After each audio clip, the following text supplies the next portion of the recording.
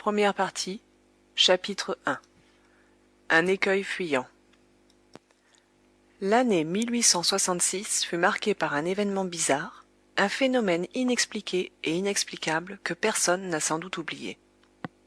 Sans parler des rumeurs qui agitaient les populations des ports et surexcitaient l'esprit public à l'intérieur des continents, les gens de mer furent particulièrement émus.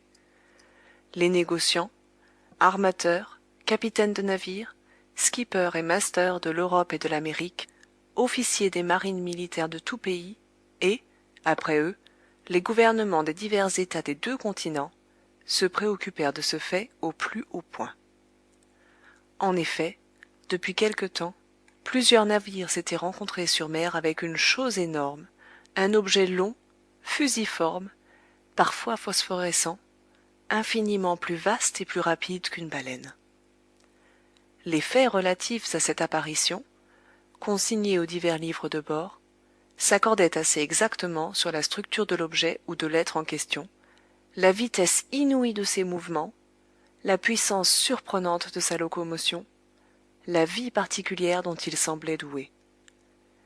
Si c'était un cétacé, il surpassait en volume tous ceux que la science avait classés jusqu'alors.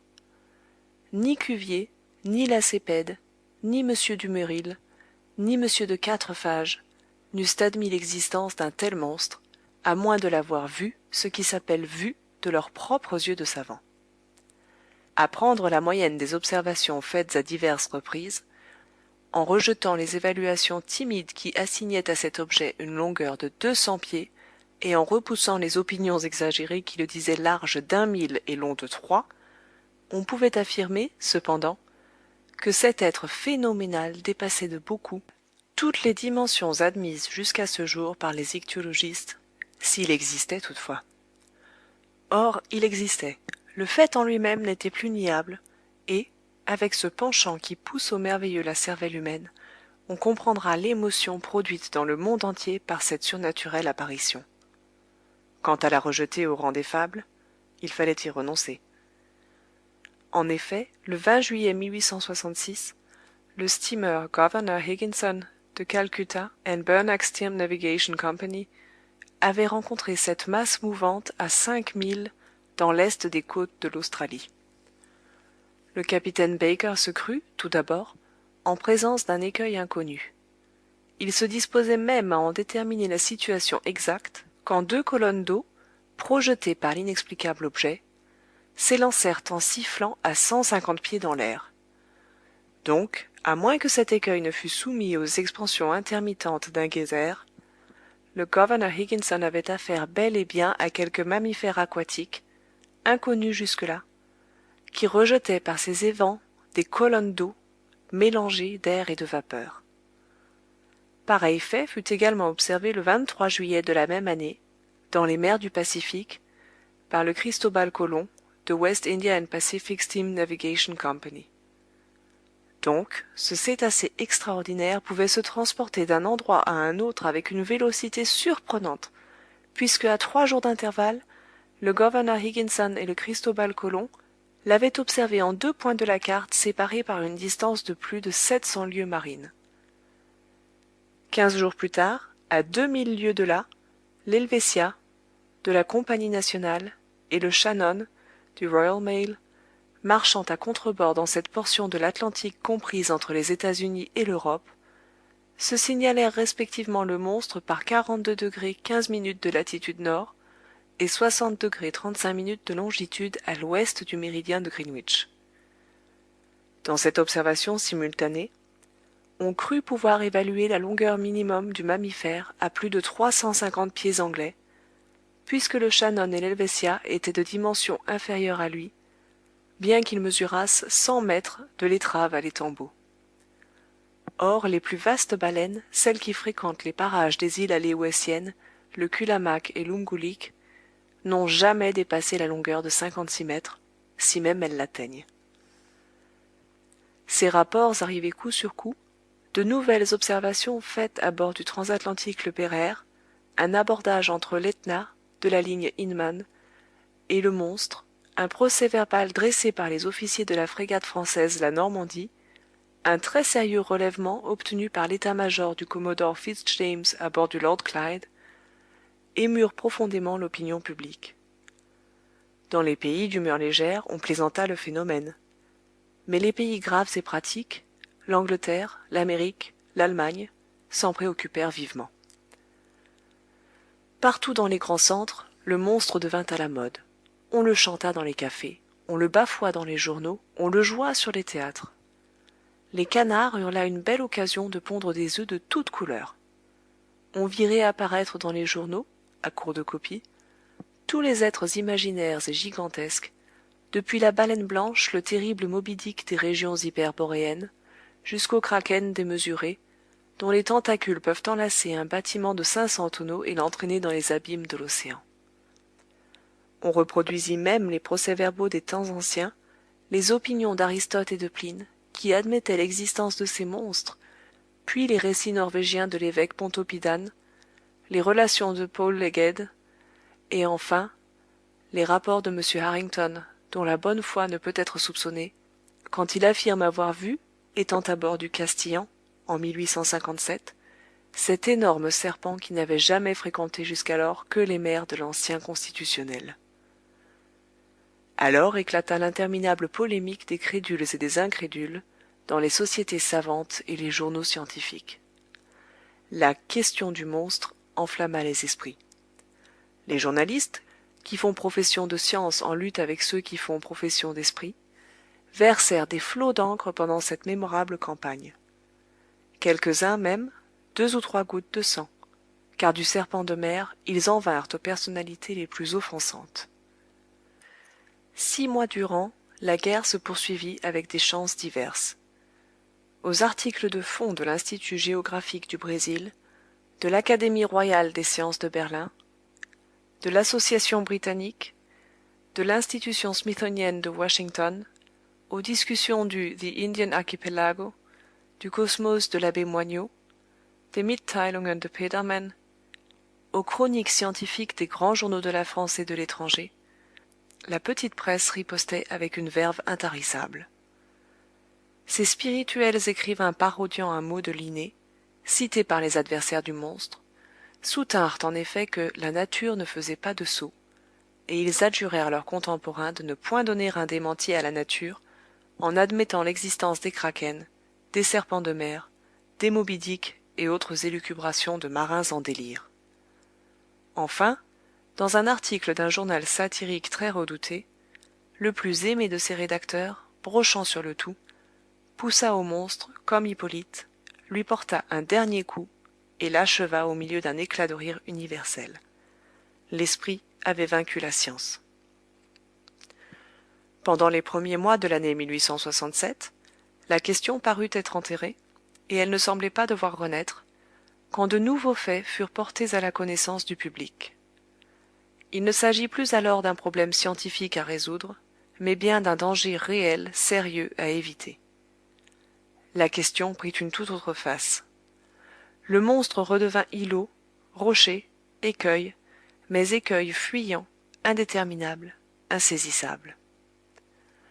Le 5 mars 1867, le Moravian, de Montréal Ocean Company, se trouvant pendant la nuit par 27° 30' de latitude et 72° 15' de longitude, heurta de sa hanche de tribord un roc qu'aucune carte ne marquait dans ces parages. Sous l'effort combiné du vent et de ses 400 chevaux vapeur, il marchait à la vitesse de 13 nœuds. Nul doute que sans la qualité supérieure de sa coque, le Moravian, ouvert au choc, ne se fût englouti avec les 237 passagers qu'il ramenait du Canada. L'accident était arrivé vers 5 heures du matin, lorsque le jour commençait à poindre. Les officiers de quart se précipitèrent à l'arrière du bâtiment.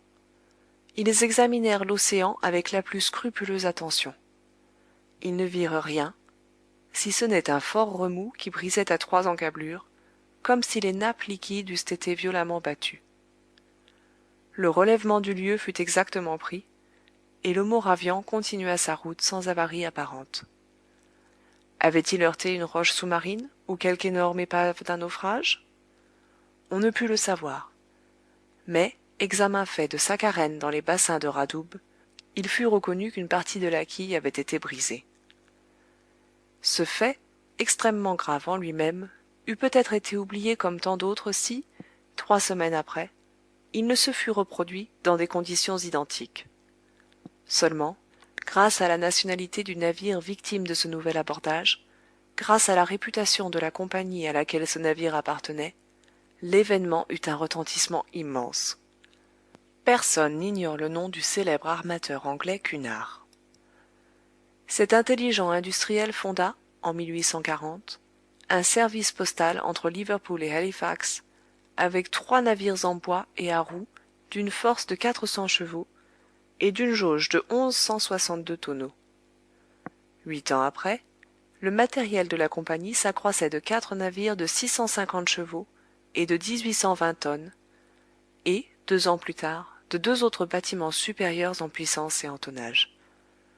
En 1853, la compagnie Cunard, dont le privilège pour le transport des dépêches venait d'être renouvelé, ajouta successivement à son matériel l'Arabia, le Persia, le China, le Scotia, le Java, le Russia, tous navires de première marche et les plus vastes qui, après le Great Eastern, eussent jamais sillonné les mers.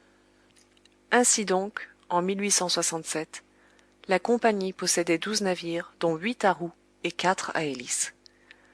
Si je donne ces détails très succincts, c'est afin que chacun sache bien quelle est l'importance de cette compagnie de transport maritime, connue du monde entier pour son intelligente gestion. Nulle entreprise de navigation transocéanienne n'a été conduite avec plus d'habileté. Nulle affaire n'a été couronnée de plus de succès. Depuis 26 ans, les navires Cunard ont traversé 2000 fois l'Atlantique, et jamais un voyage n'a été manqué, jamais un retard n'a eu lieu, jamais ni une lettre, ni un homme, ni un bâtiment n'ont été perdus. Aussi, les passagers choisissent-ils encore, malgré la concurrence puissante que lui fait la France, la ligne Cunard de préférence à toute autre, ainsi qu'il appert d'un relevé fait sur les documents officiels des dernières années. Ceci dit, personne ne s'étonnera du retentissement que provoqua l'accident arrivé à l'un de ses plus beaux steamers. Le 13 avril 1867, la mer étant belle, la brise maniable, le Scotia se trouvait par 15° 12' de longitude et 47° 37' de latitude. Il marchait avec une vitesse de 13 nœuds 43 centièmes sous la poussée de ses 1000 chevaux vapeur. Ses roues battaient la mer avec une régularité parfaite. Son tirant d'eau était alors de 6 mètres 70 centimètres et son déplacement de 6624 mètres cubes. À 4h17 du soir, pendant le lunch des passagers réunis dans le grand salon, un choc, peu sensible en somme, se produisit sur la coque du Scotia, par sa hanche et un peu en arrière de la roue de bâbord. Le Scotia n'avait pas heurté, il avait été heurté, et plutôt par un instrument tranchant ou perforant que contondant. L'abordage avait semblé si léger que personne ne s'en fût inquiété à bord, sans le cri des caliers qui remontèrent sur le pont en s'écriant « Nous coulons, nous coulons !» Tout d'abord, les passagers furent très effrayés. Mais le capitaine Anderson se hâta de les rassurer. En effet, le danger ne pouvait être imminent. Le Scotia, divisé en 7 compartiments par des cloisons étanches, devait braver impunément une voie d'eau. Le capitaine Anderson se rendit immédiatement dans la cale. Il reconnut que le 5e compartiment avait été envahi par la mer, et la rapidité de l'envahissement prouvait que la voie d'eau était considérable. Fort heureusement, ce compartiment ne renfermait pas les chaudières, car les feux se fussent subitement éteints. Le capitaine Anderson fit stopper immédiatement, et l'un des matelots plongea pour reconnaître l'avarie. Quelques instants après, on constatait l'existence d'un trou large de 2 mètres dans la carène du steamer. Une telle voie d'eau ne pouvait être aveuglée, et le Scotia, ses roues à demi noyées, dut continuer ainsi son voyage. Il se trouvait alors à 300 milles du Cap Clear, et après 3 jours d'un retard qui inquiéta vivement Liverpool, il entra dans les bassins de la compagnie. Les ingénieurs procédèrent alors à la visite du Scotia, qui fut mis en cale sèche. Ils ne purent en croire leurs yeux. À 2 mètres et demi au-dessous de la flottaison s'ouvrait une déchirure régulière en forme de triangle isocèle. La cassure de la tôle était d'une netteté parfaite, et elle n'eût pas été frappée plus sûrement à l'emporte-pièce. Il fallait donc que l'outil perforant qu'il avait produite fût d'une trempe peu commune, et après avoir été lancé avec une force prodigieuse, ayant ainsi percé une tôle de 4 centimètres, il avait dû se retirer de lui-même par un mouvement rétrograde et vraiment inexplicable. Tel était ce dernier fait, qui eut pour résultat de passionner à nouveau l'opinion publique. Depuis ce moment, en effet, les sinistres maritimes qui n'avaient pas de cause déterminée furent mis sur le compte du monstre. Ce fantastique animal endossa la responsabilité de tous ces naufrages, dont le nombre est malheureusement considérable. Car sur 3000 navires dont la perte est annuellement relevée au Bureau Veritas, le chiffre des navires à vapeur ou à voile, supposés perdus corps et biens par suite d'absence de nouvelles, ne s'élève pas à moins de 200. Or, ce fut le monstre qui, justement ou injustement, fut accusé de leur disparition, et, grâce à lui, les communications entre les divers continents devenant de plus en plus dangereuses, le public se déclara et demanda catégoriquement que les mers fussent enfin débarrassées, et à tout prix, de ce formidable cétacé. Fin du chapitre 1 de la première partie. Enregistré par Nadine Eckert-Boulet.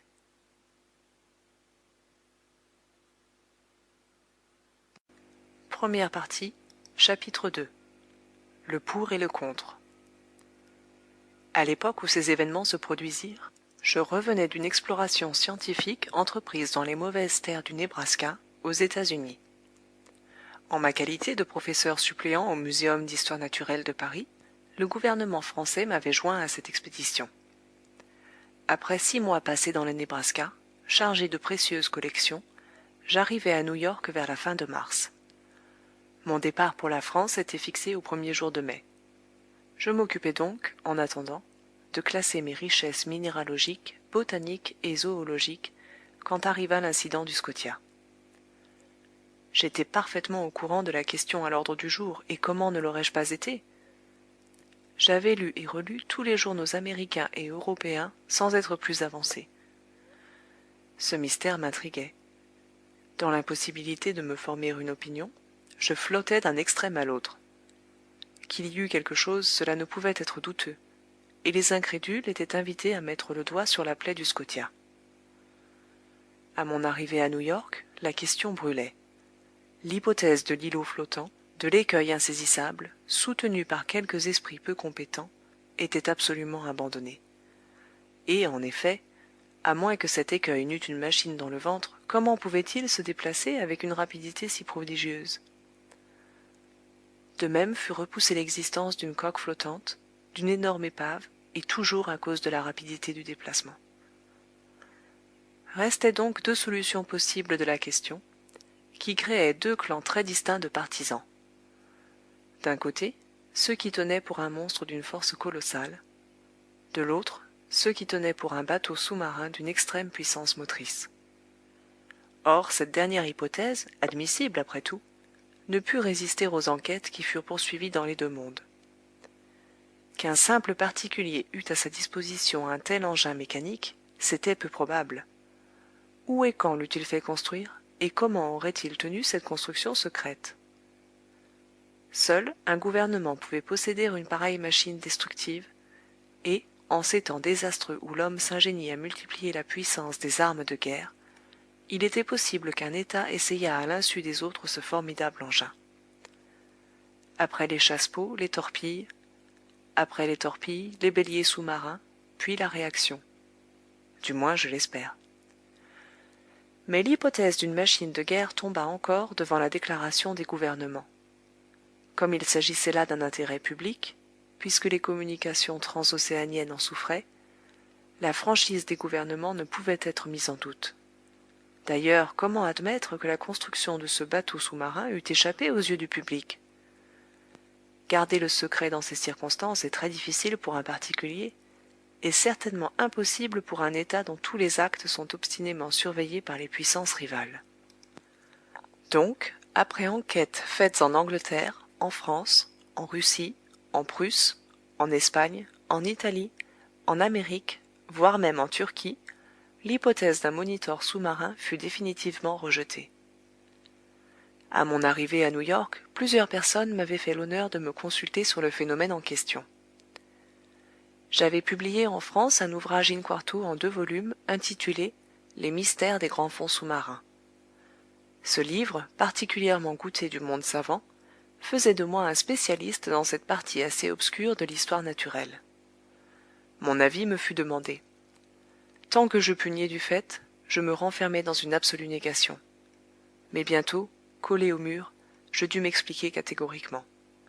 Et même, l'honorable Pierre Aronnax, professeur au Muséum de Paris, fut mis en demeure par le New York Herald de formuler une opinion quelconque. Je m'exécutais. Je parlais, faute de pouvoir me taire. Je discutais la question sous toutes ses faces, politiquement et scientifiquement, et je donne ici un extrait d'un article très nourri que je publiai dans le numéro du 30 avril. Ainsi donc, disais-je, après avoir examiné une à une les diverses hypothèses, toute autre supposition étant rejetée, il faut nécessairement admettre l'existence d'un animal marin d'une puissance excessive. Les grandes profondeurs de l'océan nous sont totalement inconnues. La sonde n'a su les atteindre. Que se passe-t-il dans ces abîmes reculés? Quels êtres habitent et peuvent habiter à 12 ou 15 milles au-dessous de la surface des eaux? Quel est l'organisme de ces animaux? On saurait à peine le conjecturer. Cependant, la solution du problème qui m'est soumis peut affecter la forme du dilemme. Ou nous connaissons toutes les variétés d'êtres qui peuplent notre planète, ou nous ne les connaissons pas. Si nous ne les connaissons pas toutes, si la nature a encore des secrets pour nous en ichtyologie, rien de plus acceptable que d'admettre l'existence de poissons ou de cétacés, d'espèces ou même de genres nouveaux, d'une organisation essentiellement fondrière, qui habite les couches inaccessibles à la sonde, et qu'un événement quelconque, une fantaisie, un caprice si l'on veut, ramène à de longs intervalles vers le niveau supérieur de l'océan. Si, au contraire, nous connaissons toutes les espèces vivantes, il faut nécessairement chercher l'animal en question parmi les êtres marins déjà catalogués, et dans ce cas, je serais disposé à admettre l'existence d'un narwal géant. Le narwal vulgaire ou licorne de mer atteint souvent une longueur de 60 pieds. Quintupler, décupler même cette dimension, donnez à ce cétacé une force proportionnelle à sa taille, accroissez ses armes offensives, et vous obtenez l'animal voulu. Il aura les proportions déterminées par les officiers du Shannon, l'instrument exigé par la perforation du Scotia, et la puissance nécessaire pour entamer la coque d'un steamer. En effet, le narwal est armé d'une sorte d'épée d'ivoire, d'une hallebarde, suivant l'expression de certains naturalistes. C'est une dent principale qui a la dureté de l'acier. On a trouvé quelques-unes de ces dents implantées dans le corps des baleines que le narwal attaque toujours avec succès. D'autres ont été arrachées, non sans peine, de carènes de vaisseaux qu'elles avaient percés d'outre en outre, comme un forêt perce un tonneau. Le musée de la faculté de médecine de Paris possède une de ces défenses longue de 2 mètres 25 centimètres et large de 48 centimètres à sa base. Eh bien, supposez l'arme 10 fois plus forte et l'animal 10 fois plus puissant, lancez-le avec une rapidité de 20 milles à l'heure, multipliez sa masse par sa vitesse, et vous obtenez un choc capable de produire la catastrophe demandée. Donc, jusqu'à plus amples informations, j'opinerais pour une licorne de mer, de dimensions colossales, armée non plus d'une hallebarde, mais d'un véritable éperon, comme les frégates cuirassées ou les rames de guerre, dont elle aurait à la fois la masse et la puissance motrice. Ainsi s'expliquerait ce phénomène inexplicable. À moins qu'il n'y ait rien, en dépit de ce qu'on a entrevu, vu, senti et ressenti, ce qui est encore possible. Ces derniers mots étaient une lâcheté de ma part, mais je voulais jusqu'à un certain point couvrir ma dignité de professeur, et ne pas trop prêter à rire aux Américains, qui rient bien quand ils rient. Je me réservais une échappatoire. Au fond, j'admettais l'existence du monstre. Mon article fut chaudement discuté, ce qui lui valut un grand retentissement. Il rallia un certain nombre de partisans. La solution qu'il proposait, d'ailleurs, laissait libre carrière à l'imagination. L'esprit humain se plaît à ces conceptions grandioses d'êtres surnaturels. Or la mer est précisément leur meilleur véhicule, le seul milieu où ces géants près desquels les animaux terrestres, éléphants ou rhinocéros, ne sont que des nains, puissent se produire et se développer. Les masses liquides transportent les plus grandes espèces connues de mammifères, et peut-être recèlent-elles des mollusques d'une incomparable taille, des crustacés effrayants à contempler, tels que seraient des homards de 100 mètres ou des crabes pesant 200 tonnes. Pourquoi nous? Autrefois, les animaux terrestres, contemporains des époques géologiques, les quadrupèdes, les quadrumanes, les reptiles, les oiseaux, étaient construits sur des gabarits gigantesques. Le Créateur les avait jetés dans un moule colossal que le temps a réduit peu à peu. Pourquoi la mer, dans ses profondeurs ignorées, n'aurait-elle pas gardé ces vastes échantillons de la vie d'un autre âge, elle qui ne se modifie jamais, alors que le noyau terrestre change presque incessamment? Pourquoi ne cacherait-elle pas dans son sein les dernières variétés de ces espèces titanesques, dont les années sont des siècles et les siècles des millénaires? Mais je me laisse entraîner à des rêveries qu'il ne m'appartient plus d'entretenir. Trêve à ces chimères que le temps a changées pour moi en réalité terribles. Je le répète, l'opinion se fit alors sur la nature du phénomène, et le public admit sans conteste l'existence d'un être prodigieux qui n'avait rien de commun avec les fabuleux serpents de mer. Mais si les uns ne virent là qu'un problème purement scientifique à résoudre, les autres, plus positifs, surtout en Amérique et en Angleterre, furent d'avis de purger l'océan de ce redoutable monstre, afin de rassurer les communications transocéaniennes. Les journaux industriels et commerciaux traitèrent la question principalement à ce point de vue. La Shipping and Mercantile Gazette, le Lloyd, le Paquebot, la Revue maritime et coloniale, toutes les feuilles dévouées aux compagnies d'assurance qui menaçaient d'élever le taux de leurs primes furent unanimes sur ce point.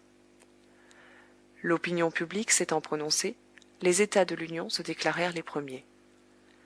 On fit à New York les préparatifs d'une expédition destinée à poursuivre le narwal. Une frégate de grande marche, l'Abraham Lincoln, se mit en mesure de prendre la mer au plus tôt. Les arsenaux furent ouverts au commandant Farragut, qui pressa activement l'armement de sa frégate. Précisément, et ainsi que cela arrive toujours, du moment que l'on se fut décidé à poursuivre le monstre ne reparut plus. Pendant 2 mois, personne n'en entendit parler. Aucun navire ne le rencontra. Il semblait que cette licorne eût connaissance des complots qui se tramaient contre elle. On en avait tant causé, et même par le câble transatlantique. Aussi les plaisants prétendaient-ils que cette fine mouche avait arrêté au passage quelques télégrammes dont elle faisait maintenant son profit. Donc, la frégate armée pour une campagne lointaine et pourvue de formidables engins de pêche, on ne savait plus où la diriger. Et l'impatience allait croissant quand, le 2 juillet, on apprit qu'un steamer de la ligne de San Francisco de Californie à Shanghai avait revu l'animal 3 semaines auparavant, dans les mers septentrionales du Pacifique. L'émotion causée par cette nouvelle fut extrême. On n'accorda pas 24 heures de répit au commandant Farragut. Ses vivres étaient embarqués, ses soutes regorgeaient de charbon, pas un homme ne manquait à son rôle d'équipage. Il n'avait qu'à allumer ses fourneaux, à chauffer, à démarrer. On ne lui eût pas pardonné une demi-journée de retard. D'ailleurs, le commandant Farragut ne demandait qu'à partir. 3 heures avant que l'Abraham Lincoln ne quittât la pier de Brooklyn, je reçus une lettre libellée en ces termes. Monsieur Aronnax, professeur au Muséum de Paris, Fifth Avenue Hotel, New York. Monsieur, si vous voulez vous joindre à l'expédition de l'Abraham Lincoln, le gouvernement de l'Union verra avec plaisir que la France soit représentée par vous dans cette entreprise. Le commandant Farragut tient une cabine à votre disposition. Très cordialement vôtre, J.B. Hobson, secrétaire de la Marine. Première partie, chapitre 3. Comme il plaira à monsieur. 3 secondes avant l'arrivée de la lettre de J.B. Hobson, je ne songeais pas plus à poursuivre la licorne qu'à tenter le passage du Nord-Ouest. 3 secondes après avoir lu la lettre de l'honorable secrétaire de la Marine, je comprenais enfin que ma véritable vocation, l'unique but de ma vie, était de chasser ce monstre inquiétant et d'en purger le monde.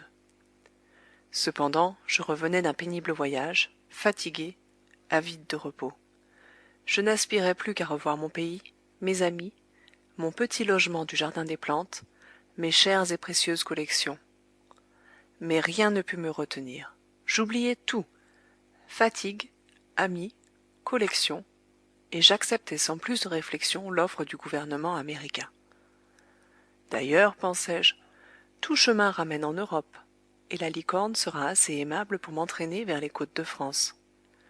Ce digne animal se laissera prendre dans les mers d'Europe, pour mon agrément personnel, et je ne veux pas rapporter moins d'un demi-mètre de sa hallebarde d'ivoire au muséum d'histoire naturelle.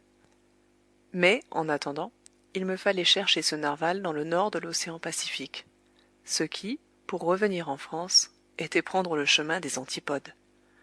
Conseil! Criai-je d'une voix impatiente. Conseil était mon domestique, un garçon dévoué qui m'accompagnait dans tous mes voyages, un brave flamand que j'aimais et qui me le rendait bien, un être flegmatique par nature, régulier par principe, zélé par habitude, s'étonnant peu des surprises de la vie, très adroit de ses mains, apte à tout service et, en dépit de son nom, ne donnant jamais de conseils, même quand on ne lui en demandait pas. À se frotter aux savants de notre petit monde du jardin des plantes, Conseil en était venu à savoir quelque chose. J'avais en lui un spécialiste, très ferré sur la classification en histoire naturelle, parcourant avec une agilité d'acrobate toute l'échelle des embranchements, des groupes, des classes, des sous-classes, des ordres, des familles, des genres, des sous-genres, des espèces et des variétés. Mais sa science s'arrêtait là. Classer, c'était sa vie, et il n'en savait pas davantage. Très versé dans la théorie de la classification, peu dans la pratique, il n'eût pas distingué, je crois, un cachalot d'une baleine. Et cependant, quel brave et digne garçon! Conseil, jusqu'ici et depuis 10 ans, m'avait suivi partout où m'entraînait la science. Jamais une réflexion de lui sur la longueur ou la fatigue d'un voyage. Nulle objection à boucler sa valise pour un pays quelconque, Chine ou Congo, si éloigné qu'il fût. Il allait là comme ici, sans en demander davantage. D'ailleurs d'une belle santé qui défiait toutes les maladies.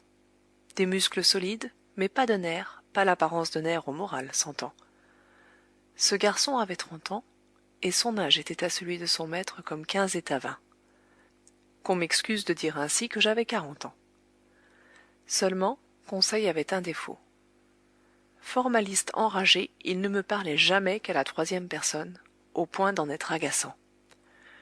Conseil, répétai-je, tout en commençant d'une main fébrile mes préparatifs de départ.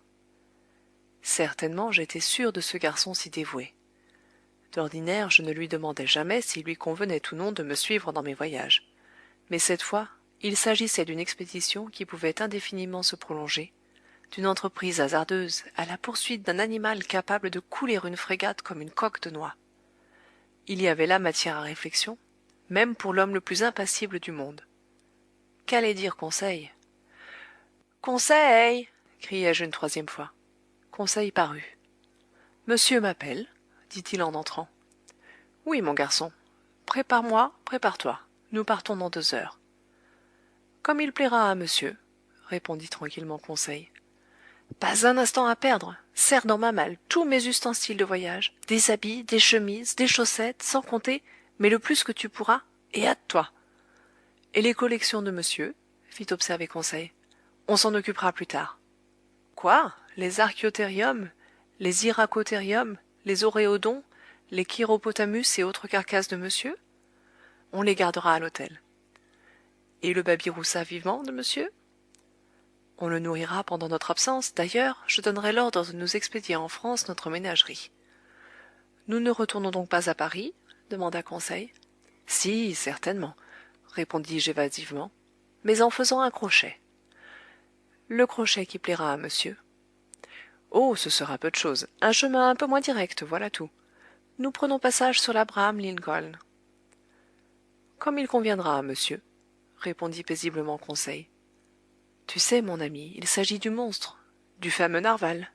Nous allons en purger les mers. L'auteur d'un ouvrage in-quarto en 2 volumes sur les mystères des grands fonds sous-marins ne peut se dispenser de s'embarquer avec le commandant Farragut. Mission glorieuse mais dangereuse aussi. On ne sait pas où l'on va. Ces bêtes-là peuvent être très capricieuses. Mais nous irons quand même. Nous avons un commandant qui n'a pas froid aux yeux.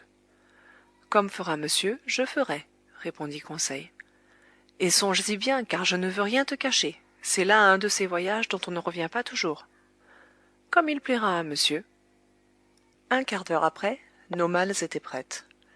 Conseil avait fait en un tour de main, et j'étais sûr que rien ne manquait, car ce garçon classait les chemises et les habits aussi bien que les oiseaux ou les mammifères. L'ascenseur de l'hôtel nous déposa au grand vestibule de l'entresol. Je descendis les quelques marches qui conduisaient au rez-de-chaussée. Je réglai ma note à ce vaste comptoir toujours assiégé par une foule considérable. Je donnai l'ordre d'expédier pour Paris, France, mes ballots d'animaux empaillés et de plantes desséchées. Je fis ouvrir un crédit suffisant au babiroussa, et, conseil me suivant, je sautai dans une voiture. Le véhicule à 20 francs la course descendit Broadway jusqu'à Union Square, suivit Fourth Avenue jusqu'à sa jonction avec Bowery Street, prit Catherine Street et s'arrêta à la 34e pier.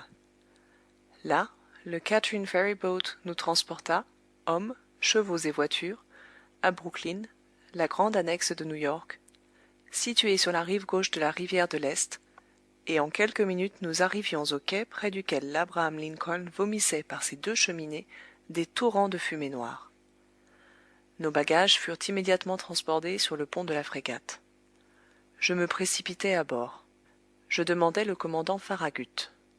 Un des matelots me conduisit sur la dunette, où je me trouvai en présence d'un officier de bonne mine qui me tendit la main.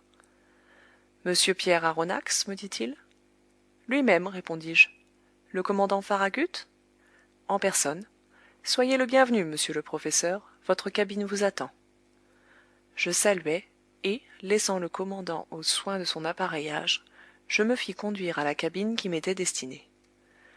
L'Abraham Lincoln avait été parfaitement choisi et aménagé pour sa destination nouvelle. C'était une frégate de grande marche, munie d'appareils surchauffeurs, qui permettaient de porter à 7 atmosphères la tension de sa vapeur. Sous cette pression, l'Abraham Lincoln atteignait une vitesse moyenne de 18 milles et 3/10 à l'heure, vitesse considérable, mais cependant insuffisante pour lutter avec le gigantesque cétacé. Les aménagements intérieurs de la frégate répondaient à ses qualités nautiques. Je fus très satisfait de ma cabine, située à l'arrière, qui s'ouvrait sur le carré des officiers. « Nous serons bien ici, dis-je à Conseil. »« Aussi bien, n'en déplaise à monsieur, répondit Conseil, qu'un Bernard l'ermite dans la coquille d'un bussin. » Je laissai Conseil arrimer convenablement nos malles, et je remontai sur le pont afin de suivre les préparatifs de l'appareillage. À ce moment, le commandant Farragut faisait larguer les dernières amarres qui retenaient l'Abraham Lincoln à la pier de Brooklyn. Ainsi donc, un quart d'heure de retard, moins même, et la frégate partait sans moi, et je manquais cette expédition extraordinaire, surnaturelle, invraisemblable, dont le récit véridique pourra bien trouver cependant quelques incrédules. Mais le commandant Farragut ne voulait perdre ni un jour, ni une heure, pour rallier les mers dans lesquelles l'animal venait d'être signalé. Il fit venir son ingénieur. « Sommes-nous en pression ?» lui demanda-t-il. « Oui, monsieur, » répondit l'ingénieur. « Go ahead !» cria le commandant Farragut. À cet ordre, qui fut transmis à la machine au moyen d'appareils à air comprimé, les mécaniciens firent agir la roue de la mise en train. La vapeur siffla en se précipitant dans les tiroirs entr'ouverts. Les longs pistons horizontaux gémirent et poussèrent les bielles de l'arbre. Les branches de l'hélice battirent les flots avec une rapidité croissante, et l'Abraham Lincoln s'avança majestueusement au milieu d'une centaine de ferry-boats et de tenders chargés de spectateurs qui lui faisaient cortège. Les quais de Brooklyn et toute la partie de New York qui borde la rivière de l'Est étaient couverts de curieux. 3 hurrahs, partis de 500 000 poitrines, éclatèrent successivement. Des milliers de mouchoirs s'agitèrent au-dessus de la masse compacte et saluèrent l'Abraham Lincoln jusqu'à son arrivée dans les eaux de l'Hudson, à la pointe de cette presqu'île allongée qui forme la ville de New York. Alors la frégate, suivant du côté de New Jersey l'admirable rive droite du fleuve toute chargée de villas, passa entre les forts qui la saluèrent de leurs plus gros canons. L'Abraham Lincoln répondit en amenant et en hissant 3 fois le pavillon américain, dont les 39 étoiles resplendissaient à sa corne d'artimon. Puis, modifiant sa marche pour prendre le chenal balisé qui s'arrondit dans la baie intérieure formée par la pointe de Sandy Hook, il rasa cette langue sablonneuse où quelques milliers de spectateurs l'acclamèrent encore une fois. Le cortège des boats et des tenders suivait toujours la frégate, et il ne la quitta qu'à la hauteur du light-boat dont les 2 feux marquent l'entrée des passes de New York. 3 heures sonnaient alors. Le pilote descendit dans son canot et rejoignit la petite goélette qui l'attendait sous le vent. Les feux furent poussés, l'hélice battit plus rapidement les flots, la frégate longea la côte jaune et basse de Long Island, et, à 8 heures du soir, après avoir perdu dans le nord-ouest les feux de Fire Island, elle courut à toute vapeur sur les sombres eaux de l'Atlantique. Première partie, chapitre 4. Ned Land. Le commandant Farragut était un bon marin, digne de la frégate qu'il commandait. Son navire et lui ne faisaient qu'un. Il en était l'âme. Sur la question du cétacé, aucun doute ne s'élevait dans son esprit, et il ne permettait pas que l'existence de l'animal fût discutée à son bord.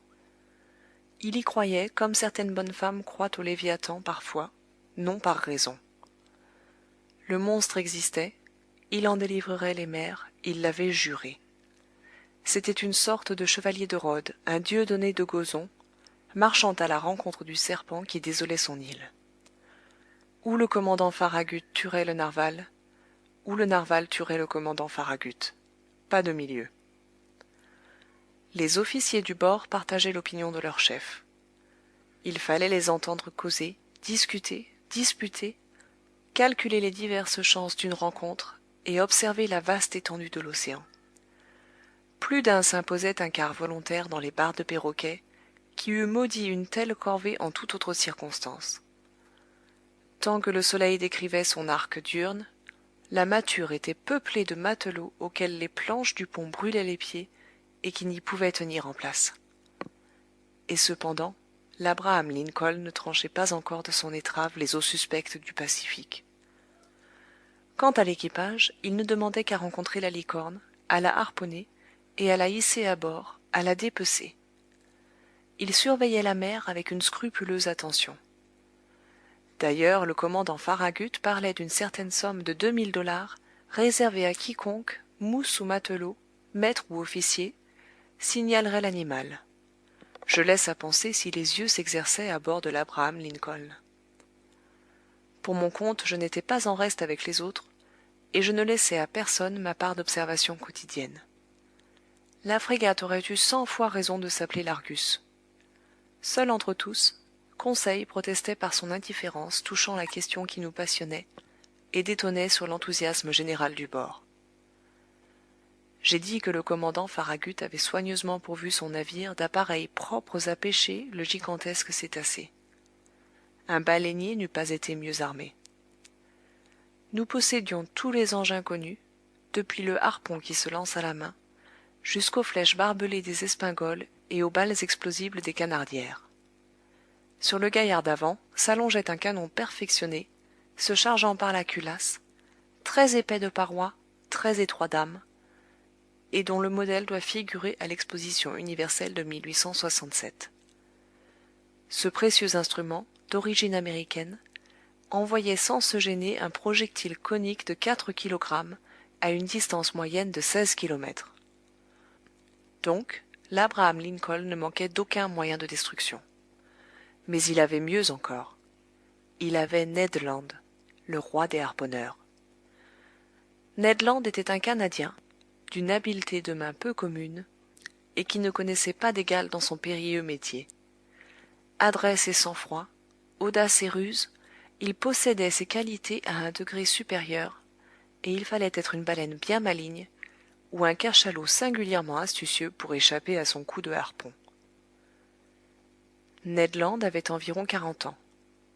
C'était un homme de grande taille, plus de 6 pieds anglais, vigoureusement bâti, l'air grave, peu communicatif, violent parfois et très rageur quand on le contrariait. Sa personne provoquait l'attention, et surtout la puissance de son regard qui accentuait singulièrement sa physionomie. Je crois que le commandant Farragut avait sagement fait d'engager cet homme à bord. Il valait tout l'équipage, à lui seul, pour l'œil et le bras. Je ne saurais le mieux comparer qu'à un télescope puissant qui serait en même temps un canon toujours prêt à partir. Qui dit Canadien, dit Français, et, si peu communicatif que fût Ned Land, je dois avouer qu'il se prit d'une certaine affection pour moi. Ma nationalité l'attirait sans doute. C'était une occasion pour lui de parler, et pour moi d'entendre cette vieille langue de Rabelais qui est encore en usage dans quelques provinces canadiennes. La famille du harponneur était originaire de Québec et formait déjà une tribu de hardis pêcheurs à l'époque où cette ville appartenait à la France. Peu à peu, Ned prit goût à causer, et j'aimais à entendre le récit de ses aventures dans les mers polaires. Il racontait ses pêches et ses combats avec une grande poésie naturelle. Son récit prenait une forme épique, et je croyais écouter quelque Homère canadien chantant l'Iliade des régions hyperboréennes. Je dépeins maintenant ce hardi compagnon tel que je le connais actuellement. C'est que nous sommes devenus de vieux amis, unis de cette inaltérable amitié qui naît et se cimente dans les plus effrayantes conjonctures. Ah, brave Ned, je ne demande qu'à vivre 100 ans encore pour me souvenir plus longtemps de toi. Et maintenant, quelle était l'opinion de Ned Land sur la question du monstre marin? Je dois avouer qu'il ne croyait guère à la licorne, et que, seul à bord, il ne partageait pas la conviction générale. Il évitait même de traiter ce sujet, sur lequel je crus devoir l'entreprendre un jour. Par une magnifique soirée du 30 juillet, c'est-à-dire 3 semaines après notre départ, la frégate se trouvait à la hauteur du cap Blanc, à 30 milles sous le vent des côtes Patagones. Nous avions dépassé le tropique du Capricorne, et le détroit de Magellan s'ouvrait à moins de 700 milles dans le sud. Avant 8 jours, l'Abraham Lincoln sillonnerait les flots du Pacifique. Assis sur la dunette, Ned Land et moi, nous causions de choses et d'autres, regardant cette mystérieuse mer dont les profondeurs sont restées jusqu'ici inaccessibles aux regards de l'homme. J'amenai tout naturellement la conversation sur la licorne géante, et j'examinais les diverses chances de succès ou d'insuccès de notre expédition. Puis, voyant que Ned me laissait parler sans trop rien dire, je le poussai plus directement. « Comment, Ned, lui demandai-je, comment pouvez-vous ne pas être convaincu de l'existence du cétacé que nous poursuivons? Avez-vous donc des raisons particulières de vous montrer si incrédule ?» Le harponneur me regarda pendant quelques instants avant de répondre, frappa de sa main son large front par un geste qui lui était habituel, ferma les yeux comme pour se recueillir, et dit enfin « Peut-être bien, monsieur Aronnax. Cependant, Ned, vous, un baleinier de profession, vous qui êtes familiarisé avec les grands mammifères marins, vous dont l'imagination doit aisément accepter l'hypothèse de cétacés énormes, vous devriez être le dernier à douter en de pareilles circonstances. »« C'est ce qui vous trompe, monsieur le professeur, » répondit Ned. « Que le vulgaire croie à des comètes extraordinaires qui traversent l'espace, ou à l'existence de monstres antédiluviens qui peuplent l'intérieur du globe, passe encore. Mais ni l'astronome ni le géologue n'admettent de telles chimères. De même le baleinier. J'ai poursuivi beaucoup de cétacés, j'en ai harponné un grand nombre, j'en ai tué plusieurs, mais si puissants et si bien armés qu'ils fussent, ni leur queue ni leur défense n'auraient pu entamer les plaques de tôle d'un steamer. Cependant, Ned, on cite des bâtiments que la dent du narwal a traversés de part en part. Des navires en bois, c'est possible, répondit le Canadien, et encore, je ne les ai jamais vus. Donc, jusqu'à preuve contraire, je nie que baleines, cachalots ou licornes puissent produire un pareil effet. Écoutez-moi, Ned. Non, monsieur le professeur, non. Tout ce que vous voudrez, excepté cela. Un poulpe gigantesque, peut-être? Encore moins, Ned. Le poulpe n'est qu'un mollusque, et ce nom même indique le peu de consistance de ses chairs. Eût-il 500 pieds de longueur, le poulpe, qui n'appartient point à l'embranchement des vertébrés, est tout à fait inoffensif pour des navires tels que le Scotia ou l'Abraham Lincoln.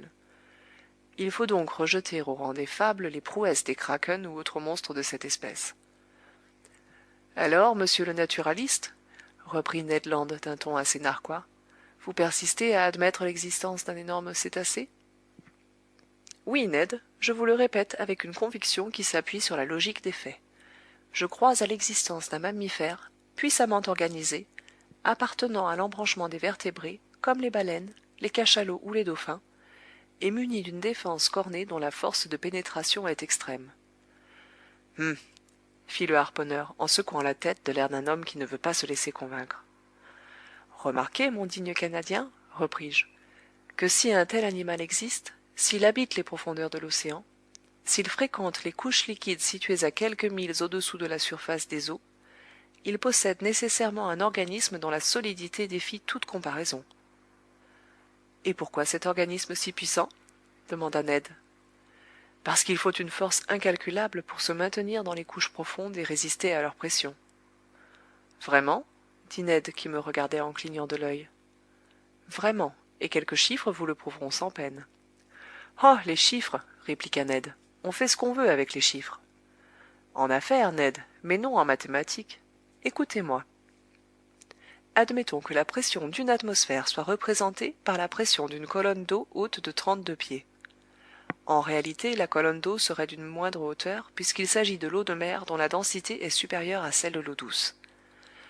Eh bien, quand vous plongez, Ned, autant de fois 32 pieds d'eau au-dessus de vous, autant de fois votre corps supporte une pression égale à celle de l'atmosphère, c'est-à-dire de kilogrammes par chaque centimètre carré de sa surface.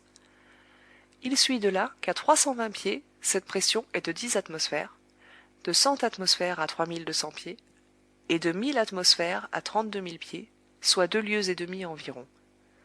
Ce qui équivaut à dire que si vous pouviez atteindre cette profondeur dans l'océan, chaque centimètre carré de la surface de votre corps subirait une pression de 1000 kilogrammes. Or, mon brave Ned, savez-vous ce que vous avez de centimètres carrés en surface? Je ne m'en doute pas, monsieur Aronnax. Environ 17 000. Tant que cela. Et comme en réalité la pression atmosphérique est un peu supérieure au poids d'1 kilogramme par centimètre carré, vos 17 000 centimètres carrés supportent en ce moment une pression de 17 568 kilogrammes. Sans que je m'en aperçoive? Sans que vous vous en aperceviez. Et si vous n'êtes pas écrasé par une telle pression, c'est que l'air pénètre à l'intérieur de votre corps avec une pression égale. De là un équilibre parfait entre la poussée intérieure et la poussée extérieure, qui se neutralisent, ce qui vous permet de les supporter sans peine. Mais dans l'eau, c'est autre chose. Oui, je comprends, répondit Ned, devenu plus attentif. Parce que l'eau m'entoure et ne me pénètre pas. Précisément, Ned.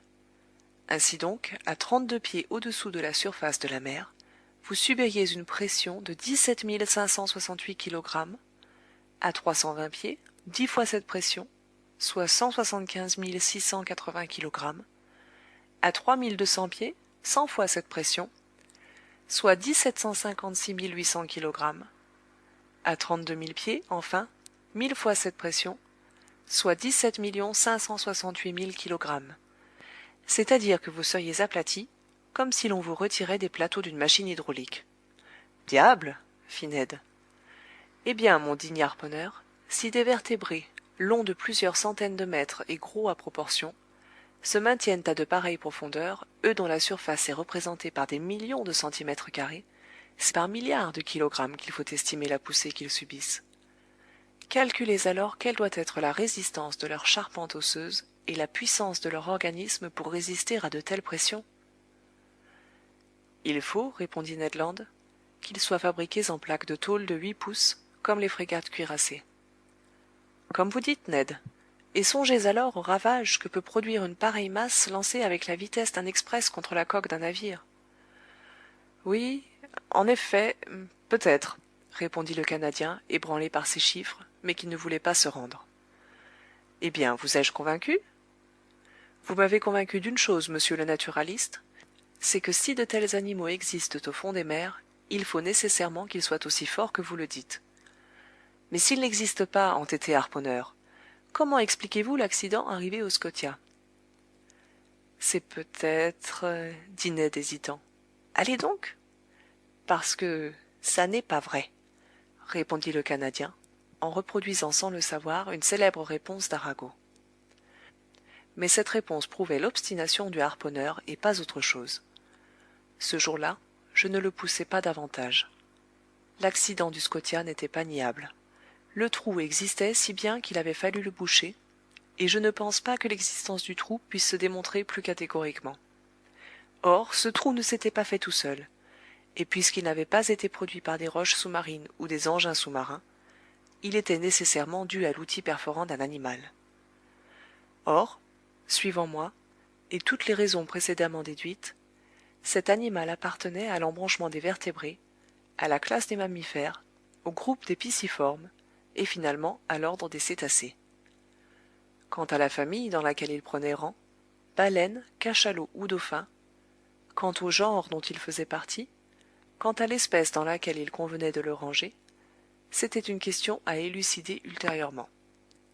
Pour la résoudre, il fallait disséquer ce monstre inconnu, pour le disséquer le prendre, pour le prendre le harponner, ce qui était l'affaire de Ned Land, pour le harponner le voir, ce qui était l'affaire de l'équipage, et pour le voir le rencontrer, ce qui était l'affaire du hasard. Première partie, chapitre 5. À l'aventure. Le voyage de l'Abraham Lincoln, pendant quelque temps, ne fut marqué par aucun incident. Cependant, une circonstance se présenta qui mit en relief la merveilleuse habileté de Ned Land et montra quelle confiance on devait avoir en lui. Au large des Malouines, le 30 juin, la frégate communiqua avec des baleiniers américains, et nous apprîmes qu'ils n'avaient eu aucune connaissance du narwal. Mais l'un d'eux, le capitaine du Monroe, sachant que Ned Land était embarqué à bord de l'Abraham Lincoln, demanda son aide pour chasser une baleine qui était en vue. Le commandant Farragut, désireux de voir Ned Land à l'œuvre, l'autorisa à se rendre à bord du Monroe. Et le hasard servit si bien notre Canadien qu'au lieu d'une baleine, il en harponna 2 d'un coup double, frappant l'une droit au cœur et s'emparant de l'autre après une poursuite de quelques minutes. Décidément, si le monstre a jamais affaire au harpon de Ned Land, je ne parierais pas pour le monstre. La frégate prolongea la côte sud-est de l'Amérique avec une rapidité prodigieuse. Le 3 juillet, nous étions à l'ouvert du détroit de Magellan, à la hauteur du cap des Vierges. Mais le commandant Farragut ne voulut pas prendre ce sinueux passage et manœuvra de manière à doubler le cap Horn. L'équipage lui donna raison à l'unanimité. Et en effet, était-il probable que l'on pût rencontrer le narwal dans ce détroit resserré? Bon nombre de matelots affirmaient que le monstre n'y pouvait passer, qu'il était trop gros pour cela. Le 6 juillet, vers 3 heures du soir, l'Abraham Lincoln, à 15 milles dans le sud, doubla cet îlot solitaire, ce roc perdu à l'extrémité du continent américain, auquel des marins hollandais imposèrent le nom de leur ville natale, le cap Horn. La route fut donnée vers le nord-ouest, et le lendemain, l'hélice de la frégate battit enfin les eaux du Pacifique. « Ouvre l'œil, ouvre l'œil !» répétaient les matelots de l'Abraham Lincoln, et ils l'ouvraient démesurément. Les yeux et les lunettes, un peu éblouis, il est vrai, par la perspective de $2000, ne restèrent pas un instant au repos. Jour et nuit, on observait la surface de l'océan, et les nyctalopes, dont la faculté de voir dans l'obscurité accroissait les chances de 50%, avaient beau jeu pour gagner la prime. Moi, que l'appât de l'argent n'attirait guère, je n'étais pourtant pas le moins attentif du bord. Ne donnant que quelques minutes au repas, quelques heures au sommeil, indifférent au soleil ou à la pluie, je ne quittais plus le pont du navire. Tantôt penché sur les bastingages du gaillard d'avant, tantôt appuyé à la lisse de l'arrière, je dévorais d'un œil avide le cotonneux sillage qui blanchissait la mer jusqu'à perte de vue.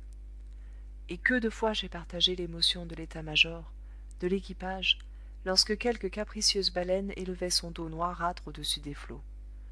Le pont de la frégate se peuplait en un instant. Les capots vomissaient un torrent de matelots et d'officiers. Chacun, la poitrine haletante, l'œil trouble, observait la marche du cétacé. Je regardais à en user ma rétine, à en devenir aveugle, tandis que Conseil, toujours flegmatique, me répétait d'un ton calme: si monsieur voulait avoir la bonté de moins écarquiller ses yeux, monsieur verrait bien davantage. Mais, vaine émotion, l'Abraham Lincoln modifiait sa route, courait sur l'animal signalé, simple baleine ou cachalot vulgaire, qui disparaissait bientôt au milieu d'un concert d'imprécations. Cependant, le temps restait favorable. Le voyage s'accomplissait dans les meilleures conditions. C'était alors la mauvaise saison australe, car le juillet de cette zone correspond à notre janvier d'Europe. Mais la mer se maintenait belle, et se laissait facilement observer dans un vaste périmètre. Ned Land montrait toujours la plus tenace incrédulité. Il affectait même de ne point examiner la surface des flots en dehors de son temps de bordée, du moins quand aucune baleine n'était en vue. Et pourtant sa merveilleuse puissance de vision aurait rendu de grands services. Mais, 8 heures sur 12, cet entêté Canadien lisait ou dormait dans sa cabine. 100 fois je lui reprochais son indifférence. « Bah !» répondait-il, « il n'y a rien, monsieur Aronnax, et y eût-il quelque animal, quelle chance avons-nous de l'apercevoir? Est-ce que nous ne courons pas à l'aventure? On a revu, dit-on, cette bête introuvable dans les hautes mers du Pacifique, je veux bien l'admettre, mais 2 mois déjà se sont écoulés depuis cette rencontre, et à s'en rapporter au tempérament de votre narwal, il n'aime point à moisir longtemps dans les mêmes parages. Il est doué d'une prodigieuse facilité de déplacement. Or, vous le savez mieux que moi, monsieur le professeur, la nature ne fait rien à contre-sens, et elle ne donnerait pas à un animal lent de sa nature la faculté de se mouvoir rapidement s'il n'avait pas besoin de s'en servir. Donc, si la bête existe, elle est déjà loin. À cela, je ne savais que répondre. Évidemment, nous marchions en aveugle, mais le moyen de procéder autrement? Aussi nos chances étaient-elles fort limitées. Cependant, personne ne doutait encore du succès, et pas un matelot du bord n'eût parié contre le narwal et contre sa prochaine apparition. Le 20 juillet, le tropique du Capricorne fut coupé par 105 degrés de longitude, et le 27 du même mois, nous franchissions l'équateur sur le 110e méridien. Ce relèvement fait, la frégate prit une direction plus décidée vers l'ouest, et s'engagea dans les mers centrales du Pacifique. Le commandant Farragut pensait, avec raison, qu'il valait mieux fréquenter les eaux profondes et s'éloigner des continents ou des îles dont l'animal avait toujours paru éviter l'approche, sans doute parce qu'il n'y avait pas assez d'eau pour lui, disait le maître d'équipage. La frégate passa donc au large des Pomotou, des Marquises, des Sandwich, coupa le tropique du Cancer par 132 degrés de longitude et se dirigea vers les mers de Chine. Nous étions enfin sur le théâtre des derniers ébats du monstre, et, pour tout dire, on ne vivait plus à bord. Les cœurs palpitaient effroyablement et se préparaient pour l'avenir d'incurables anévrismes. L'équipage entier subissait une surexcitation nerveuse dont je ne saurais donner l'idée. On ne mangeait pas, on ne dormait plus. 20 fois par jour, une erreur d'appréciation, une illusion d'optique de quelque matelot perché sur les barres, causait d'intolérables douleurs, et ces émotions, 20 fois répétées, nous maintenaient dans un état d'éréthisme trop violent pour ne pas amener une réaction prochaine. Et en effet, la réaction ne tarda pas à se produire. Pendant 3 mois dont chaque jour durait un siècle, l'Abraham Lincoln sillonna toutes les mers septentrionales du Pacifique, courant aux baleines signalées, faisant de brusques écarts de route, virant subitement d'un bord sur l'autre, s'arrêtant soudain, forçant ou renversant sa vapeur, coup sur coup, au risque de déniveler sa machine, et il ne laissa pas un point inexploré des rivages du Japon à la côte américaine. Et rien que l'immensité des flots déserts. Rien qui ressemblât à un narwal gigantesque, ni à un îlot sous-marin, ni à une épave de naufrage, ni à un écueil fuyant, ni à quoi que ce fût de surnaturel. La réaction se fit donc. Le découragement s'empara d'abord des esprits et ouvrit une brèche à l'incrédulité. Un nouveau sentiment se produisit à bord, qui se composait de 3/10 de honte contre 7/10 de fureur. On était tout bête de s'être laissé prendre à une chimère, mais encore plus furieux. Les montagnes d'arguments entassés depuis 1 an s'écroulèrent à la fois, et chacun ne songea plus qu'à se rattraper aux heures de repas ou de sommeil du temps qu'il avait si sottement sacrifié. Avec la mobilité naturelle à l'esprit humain, d'un excès on se jeta dans un autre. Les plus chauds partisans de l'entreprise devinrent fatalement ses plus ardents détracteurs. La réaction monta des fonds du navire, du poste des soutiers jusqu'au carré de l'état-major, et, certainement, sans un entêtement très particulier du commandant Farragut, la frégate eût définitivement remis le cap au sud. Cependant, cette recherche inutile ne pouvait se prolonger plus longtemps. L'Abraham Lincoln n'avait rien à se reprocher, ayant tout fait pour réussir. Jamais équipage d'un bâtiment de la marine américaine ne montra plus de patience et plus de zèle. Son insuccès ne saurait lui être imputé, il ne lui restait plus qu'à revenir. Une représentation dans ce sens fut faite au commandant. Le commandant tint bon. Les matelots ne cachèrent point leur mécontentement, et le service en souffrit.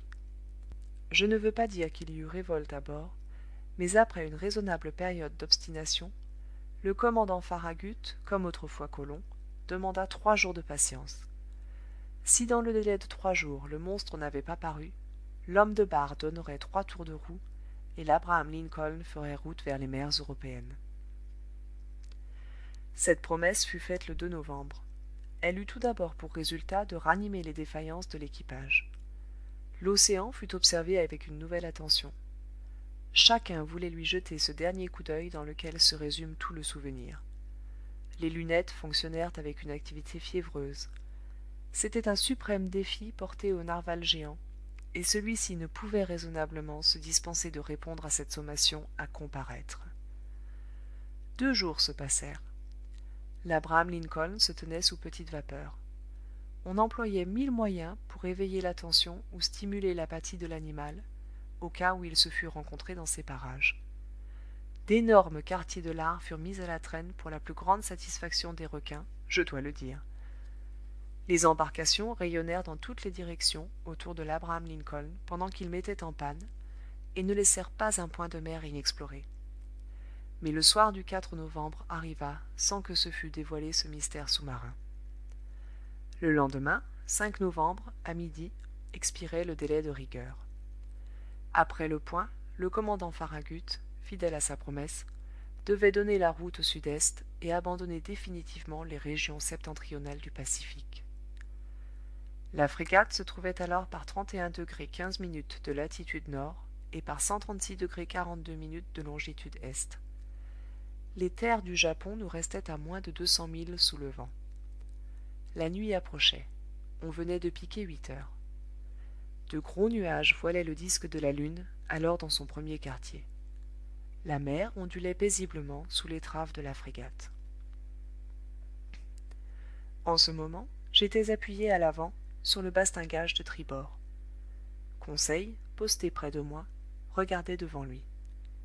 L'équipage, juché dans les haubans, examinait l'horizon qui se rétrécissait et s'obscurcissait peu à peu. Les officiers, armes de leurs lorgnettes de nuit, fouillaient l'obscurité croissante. Parfois le sombre océan étincelait sous un rayon que la lune dardait entre la frange de 2 nuages. Puis, toute trace lumineuse s'évanouissait dans les ténèbres. En observant Conseil, je constatai que ce brave garçon subissait tant soit peu l'influence générale. Du moins, je le crus ainsi. Peut-être, et pour la première fois, ses nerfs vibraient-ils sous l'action d'un sentiment de curiosité.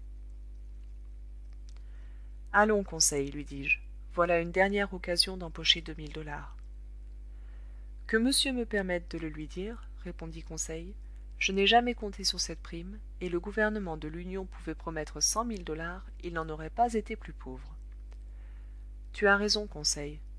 C'est une sotte affaire, après tout, et dans laquelle nous nous sommes lancés trop légèrement.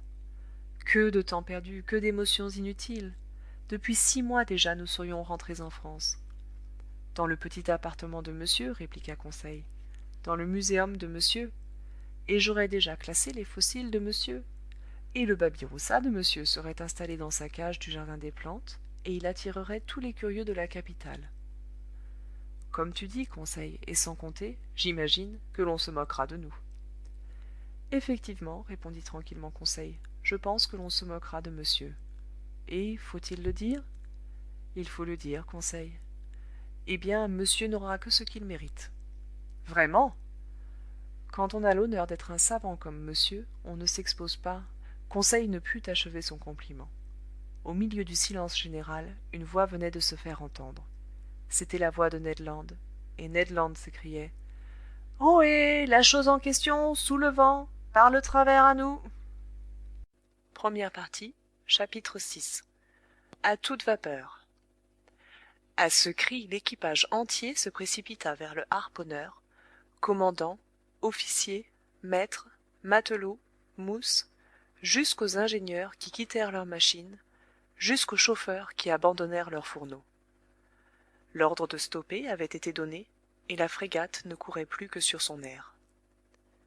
L'obscurité était profonde alors, et quelque bons que fussent les yeux du Canadien, je me demandais comment il avait vu et ce qu'il avait pu voir. Mon cœur battait à se rompre.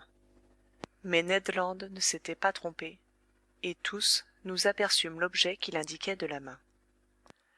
À 2 encablures de l'Abraham Lincoln et de sa hanche de tribord, la mer semblait être illuminée par-dessus. Ce n'était point un simple phénomène de phosphorescence, et l'on ne pouvait s'y tromper.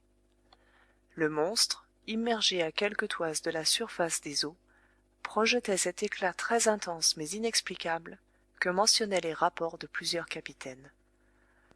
Cette magnifique irradiation devait être produite par un agent d'une grande puissance éclairante.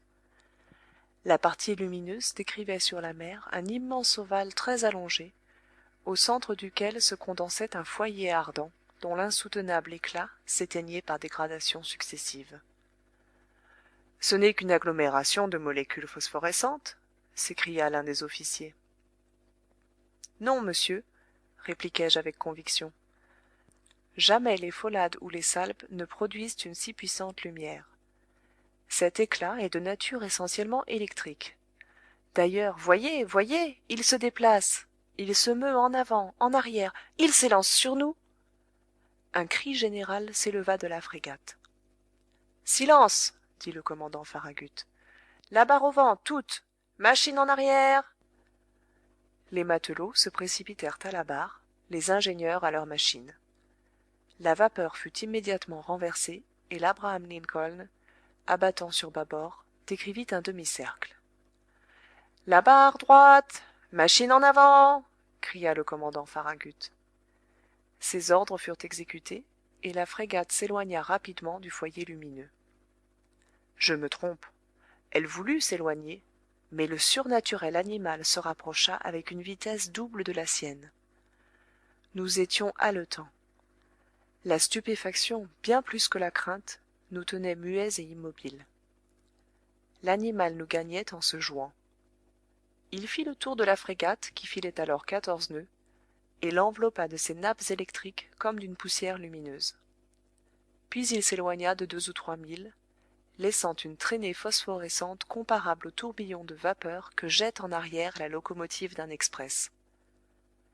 Tout d'un coup, des obscures limites de l'horizon, où il alla prendre son élan, le monstre fonça subitement vers l'Abraham Lincoln avec une effrayante rapidité, s'arrêta brusquement à 20 pieds de ses précintes, s'éteignit non pas en s'abîmant sous les eaux, puisque son éclat ne subit aucune dégradation, mais soudainement, et comme si la source de ce brillant effluve se fût subitement tarie. Puis il reparut de l'autre côté du navire, soit qu'il l'eût tourné, soit qu'il eût glissé sous sa coque. À chaque instant une collision pouvait se produire qui nous eût été fatale. Cependant, je m'étonnais des manœuvres de la frégate. Elle fuyait et n'attaquait pas. Elle était poursuivie, elle qui devait poursuivre, et j'en fis l'observation au commandant Farragut. Sa figure, d'ordinaire si impassible, était empreinte d'un indéfinissable étonnement. « Monsieur Aronnax, me répondit-il, je ne sais à quel être formidable j'ai affaire, et je ne veux pas risquer imprudemment ma frégate au milieu de cette obscurité. D'ailleurs, comment attaquer l'inconnu? Comment s'en défendre? Attendons le jour, et les rôles changeront.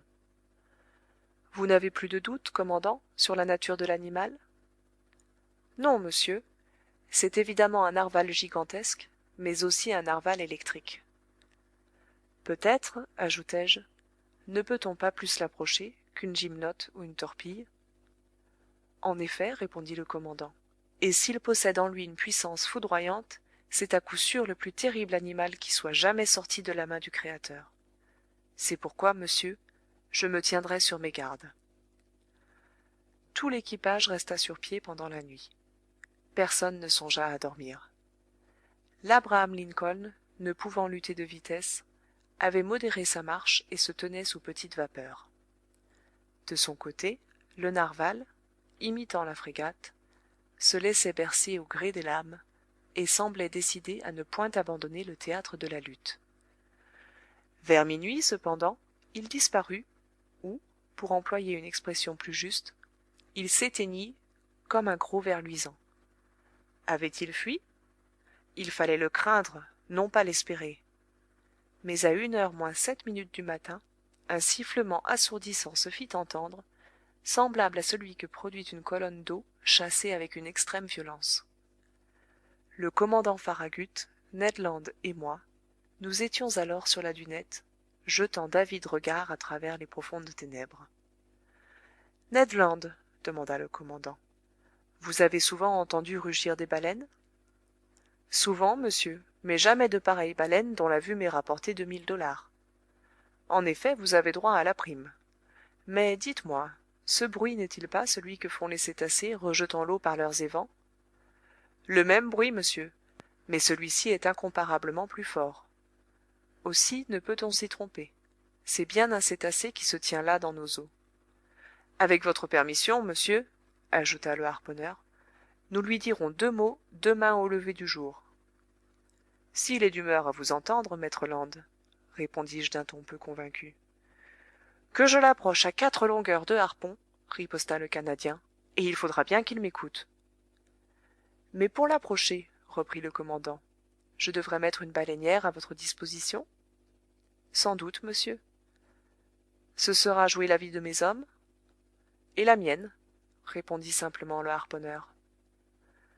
Vers 2h du matin, le foyer lumineux reparut, non moins intense, à 5 milles au vent de l'Abraham Lincoln.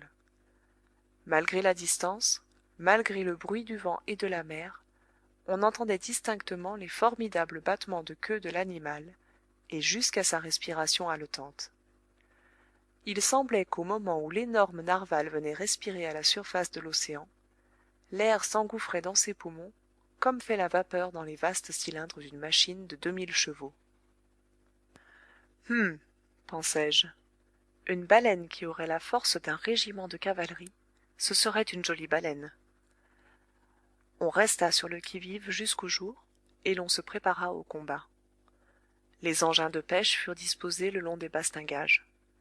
Le second fit charger ses espingoles qui lancent un harpon à une distance d'1 mille, et de longues canardières à balles explosives dont la blessure est mortelle, même aux plus puissants animaux. Ned Land s'était contenté d'affûter son harpon, arme terrible dans sa main. À 6h, l'aube commença à poindre, et avec les premières lueurs de l'aurore disparut l'éclat électrique du narwal. À 7h, le jour était suffisamment fait, mais une brume matinale très épaisse rétrécissait l'horizon, et les meilleures lorgnettes ne pouvaient la percer.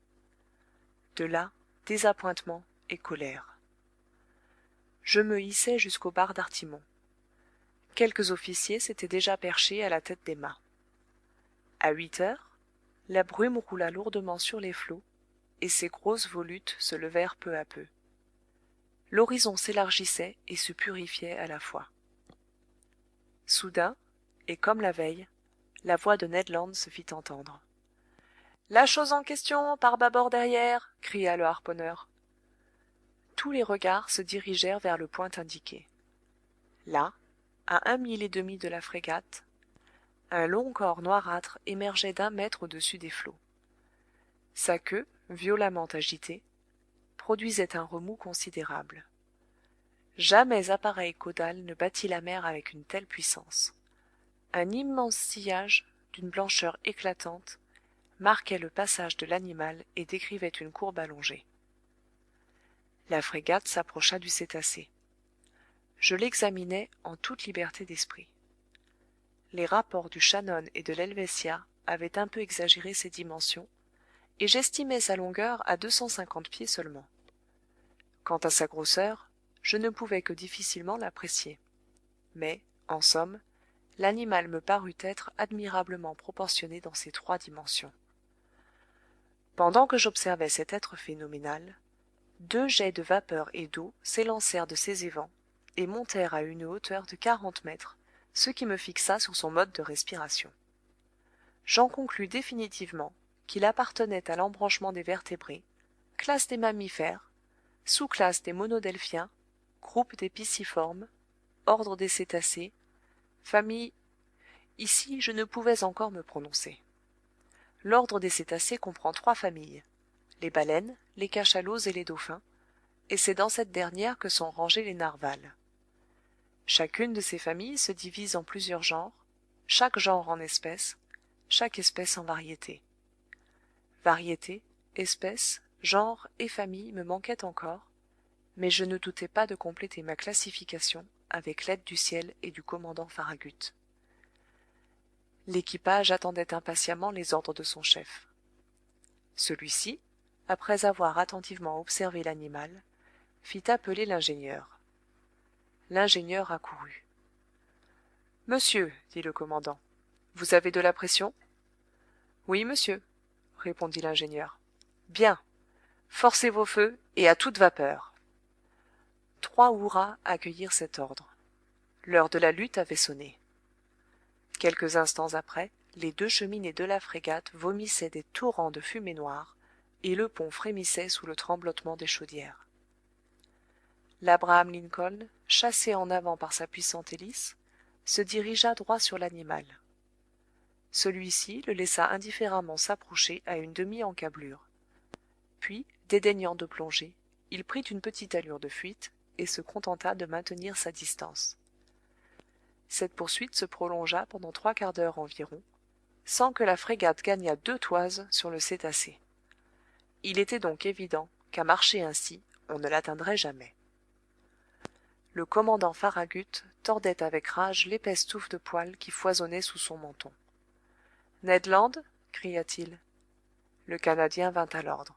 « Eh bien, maître Land, » demanda le commandant, « me conseillez-vous encore de mettre mes embarcations à la mer ?»« Non, monsieur, » répondit Ned Land, « car cette bête-là ne se laissera prendre que si elle le veut bien. »« Que faire, alors ?»« Forcer de vapeur si vous le pouvez, monsieur.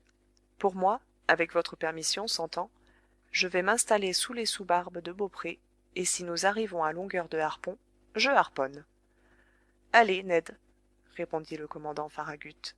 « Ingénieur, cria-t-il, faites monter la pression. » Ned Land se rendit à son poste. Les feux furent plus activement poussés. L'hélice donna 43 tours à la minute, et la vapeur fusa par les soupapes. Le loch jeté, on constata que l'Abraham Lincoln marchait à raison de 18 000 5/10 à l'heure. Mais le maudit animal filait aussi avec une vitesse de 18 000 5/10. Pendant 1 heure encore, la frégate se maintint sous cette allure, sans gagner une toise. C'était humiliant pour l'un des plus rapides marcheurs de la marine américaine. Une sourde colère courait parmi l'équipage.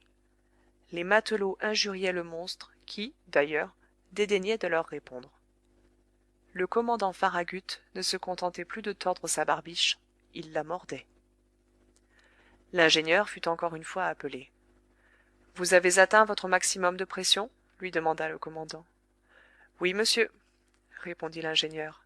« Et vos soupapes sont chargées… à 6 atmosphères et demie. Chargez-les à 10 atmosphères. » Voilà un ordre américain s'il en fut. On n'eût pas mieux fait sur le Mississippi pour distancer une concurrence. « Conseil, dis-je à mon brave serviteur qui se trouvait près de moi, sais-tu bien que nous allons probablement sauter ? » « Comme il plaira à monsieur, » répondit Conseil. Eh bien, je l'avouerai, cette chance, il ne me déplaisait pas de la risquer. Les soupapes furent chargées. Le charbon s'engouffra dans les fourneaux. Les ventilateurs envoyèrent des torrents d'air sur les brasiers. La rapidité de l'Abraham Lincoln s'accrut. Ses mâts tremblaient jusque dans leurs emplantures et les tourbillons de fumée pouvaient à peine trouver passage par les cheminées trop étroites. On jeta le loch une seconde fois. « Eh bien, timonier ?» demanda le commandant Farragut. 19 3/10, monsieur. Forcez les feux. L'ingénieur obéit. Le manomètre marqua 10 atmosphères. Mais le cétacé chauffa, lui aussi, sans doute, car, sans se gêner, il fila ses 19 000 et 3/10. Quelle poursuite! Non, je ne puis décrire l'émotion qui faisait vibrer tout mon être. Ned Land se tenait à son poste, le harpon à la main. Plusieurs fois, l'animal se laissa approcher. Nous le gagnons, nous le gagnons! S'écria le Canadien.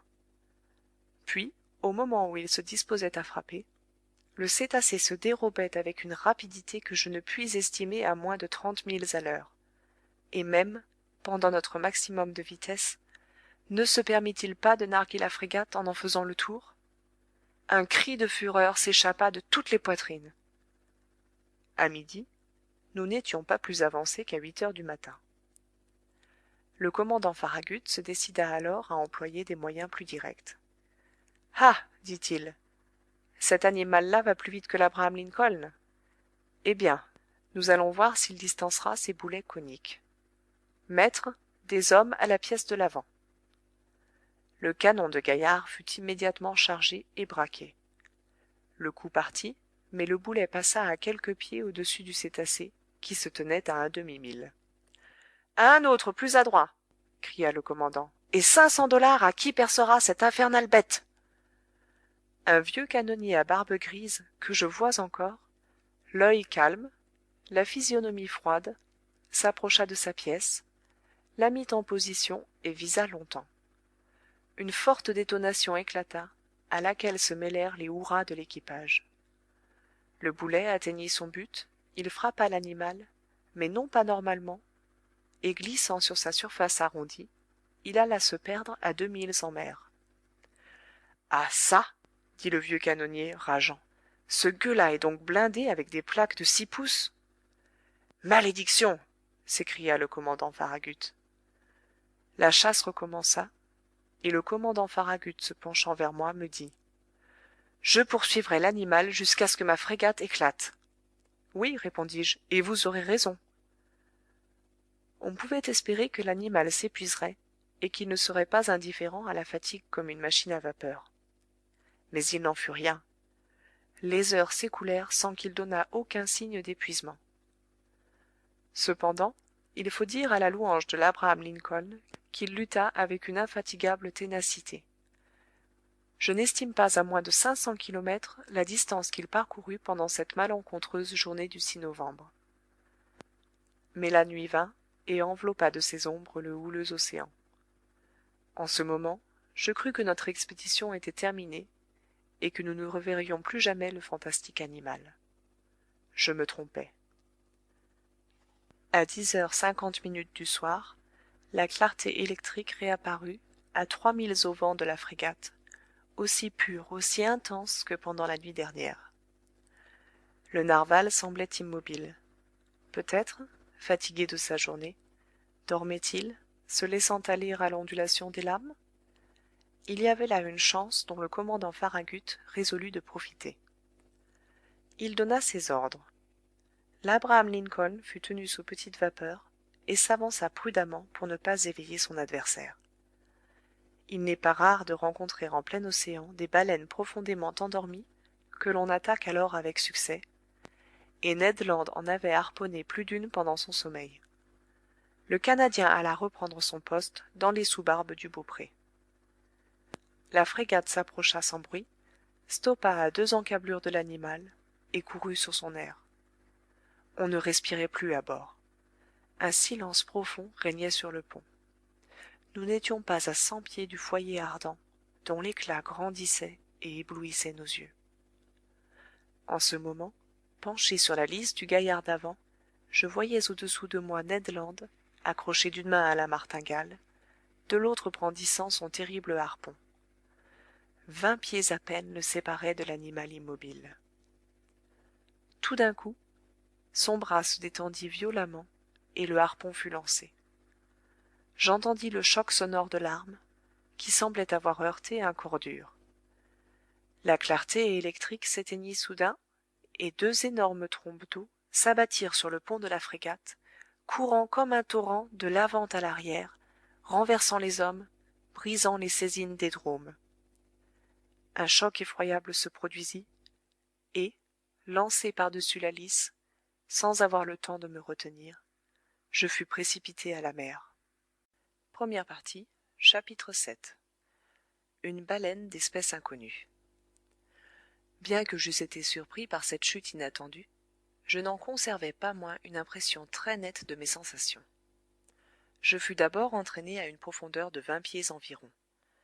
Je suis bon nageur, sans prétendre égaler Byron et Edgar Poe, qui sont des maîtres, et ce plongeon ne me fit point perdre la tête. 2 vigoureux coups de talon me ramenèrent à la surface de la mer. Mon premier soin fut de chercher des yeux la frégate. L'équipage s'était-il aperçu de ma disparition? L'Abraham Lincoln avait-il viré de bord? Le commandant Farragut mettait-il une embarcation à la mer? Devais-je espérer d'être sauvé? Les ténèbres étaient profondes. J'entrevis une masse noire qui disparaissait vers l'est et dont les feux de position s'éteignirent dans l'éloignement. C'était la frégate. Je me sentis perdu. « À moi! À moi! » criai-je, en nageant vers l'Abraham Lincoln d'un bras désespéré. Mes vêtements m'embarrassaient. L'eau les collait à mon corps, ils paralysaient mes mouvements. Je coulais. Nous espérons que vous avez apprécié cet aperçu. Pour continuer à écouter ce livre audio sur Google Play Livres, utilisez le lien dans la description de la vidéo.